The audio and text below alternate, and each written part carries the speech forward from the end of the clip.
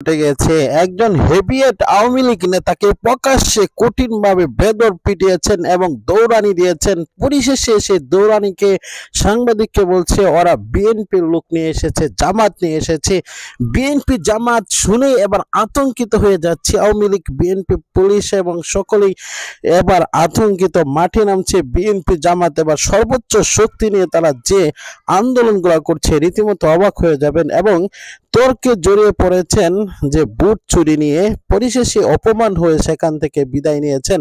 আসুন কথা না বাড়িয়ে গুরুত্বপূর্ণ ভিডিওটি কেউ মিস না করে লাইক করে শেষ পর্যন্ত দেখার অনুরোধ দিচ্ছেন এবং তারা যে সর্বোচ্চ শক্তি দেখাচ্ছেন।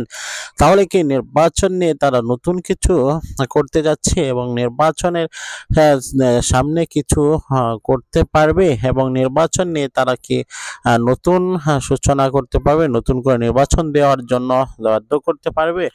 যদি নতুন নির্বাচনে বাধ্য করতে পারে তাহলে বিএনপি দরজা খুলবে, নয়তোবা তাদের স্বপ্ন স্বপ্নই থেকে যাবে, স্বপ্ন আর বাস্তবায়ন হবে না। আর সেই জন্য সর্বোচ্চ চেষ্টাও তারা করছে।